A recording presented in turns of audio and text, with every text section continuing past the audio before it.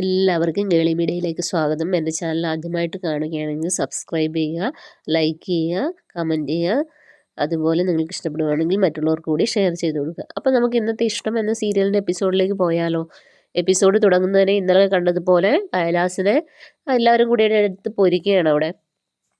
മയൂരിയെ കൊണ്ട് നമ്മുടെ ഇഷിത കൈലാസിന് നല്ലൊരെണ്ണം വെച്ചു കൊടുക്കുന്നൊക്കെയുണ്ട്. ആ സമയത്ത് പോലീസ് അങ്ങോട്ടേക്ക് വരുന്നു. അങ്ങനെ പോലീസിൻ്റെ കൈകളിലേക്ക് കൈലാസിനെ ഇട്ട് കൊടുക്കുകയാണ് മഹേഷ്. എന്നിട്ട് അപ്പം പോലീസ് പറയുന്നുണ്ട് തെളിവുകളൊക്കെ മയൂരിയോട് അവിടെ കൊണ്ടുവന്ന് കാണിച്ചാൽ മതി എന്ന് പറയുന്നു. അപ്പോൾ മയൂരി ഓക്കെ പറയുന്നു. അങ്ങനെ ഇഷിതയും മയൂരിയും ഓക്കെ അവരോട് കാര്യങ്ങളൊക്കെ പറഞ്ഞ് അങ്ങോട്ട് ഇറങ്ങിപ്പോവുകയാണ്. ഇഷിതയുടെ വീട്ടിലേക്ക് പോവുകയാണ്.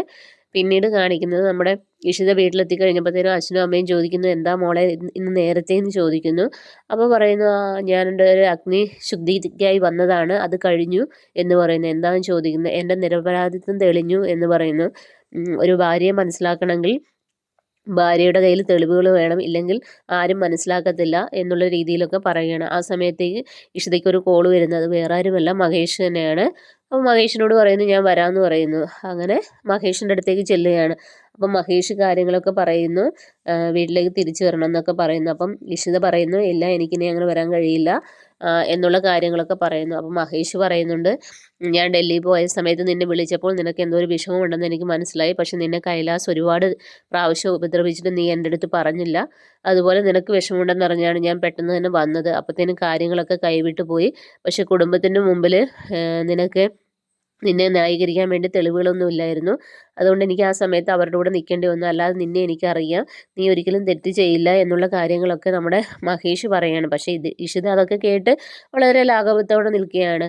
അപ്പം ഇഷിത പറയുന്നു, എന്നെ എൻ്റെ വഴിക്ക് വിട്ടേക്ക്, ഇനി എനിക്കൊരു ഒരു കുടുംബജീവിതമില്ല എന്നുള്ള രീതിയിൽ പറഞ്ഞിട്ട് ഇഷിത അവിടെ നിന്ന് ഇറങ്ങിപ്പോവുകയാണ്.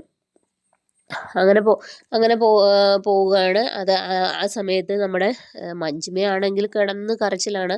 അമ്മയോട് പറയുന്നു, അമ്മ ഇത്രയും ഇത് നടന്നിട്ട് അമ്മ എന്തുകൊണ്ട് കൈലാസേട്ടന് പോലീസിൻ്റെ കയ്യിലേക്ക് ഇട്ടുകൊടുത്തു, അവൾ ഏതോ ഒരു പെണ്ണിനെ കൊണ്ടുവന്ന് കള്ളക്കേസിൽ കുടുക്കിയതാണ് എന്നൊക്കെ പറഞ്ഞ് അങ്ങ് തകർക്കുകയാണ്.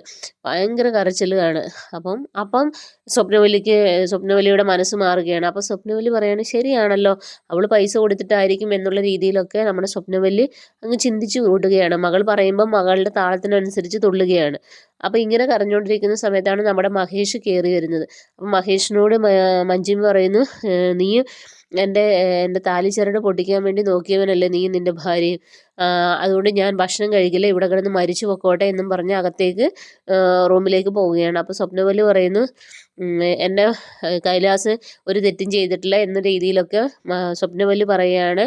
അവൾ പറഞ്ഞത് അവൾ ഏതൊരു പെണ്ണിനെ കൊണ്ടുവന്ന് നിർത്തിയതെല്ലാം കള്ളത്തരമായിരുന്നു എന്നുള്ള രീതിയിലൊക്കെ പറയുകയാണ്. അങ്ങനെ സ്വപ്നവല്ലി റൂമിലേക്ക് പോവുകയാണ്. അപ്പം മഹേഷ് അവിടെ നിന്ന് ആലോചിക്കുകയാണ്, ഈ അമ്മയും മകളും തന്നെയാണ് ഇങ്ങനെയുള്ള ക്രിമിനലുകളെ വളർത്തിക്കൊണ്ട് വരുന്നത് എന്നുള്ള രീതിയിൽ മനസ്സിൽ ഇങ്ങനെ പറയുകയാണ്. എന്ത് ചെയ്യും എന്നറിയാത്ത രീതിയിൽ ഇങ്ങനെ ഇരിക്കുകയാണ്.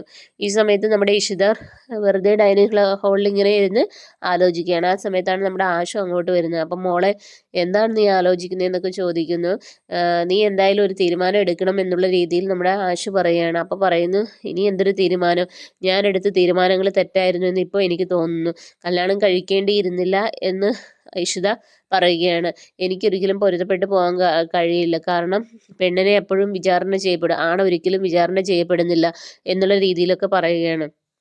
ഈ സമയത്ത് നമ്മുടെ പപ്പിമോളും സൂരജും റൂമിലിരുന്ന് ഇങ്ങനെ ഓരോ പിക്ചറൊക്കെ വരയ്ക്കുകയാണ്. അപ്പം നമ്മുടെ ചിപ്പിമോള് ചിത്രം, അച്ഛനും അമ്മയുടെയും ചിത്രം വരയ്ക്കുന്നു.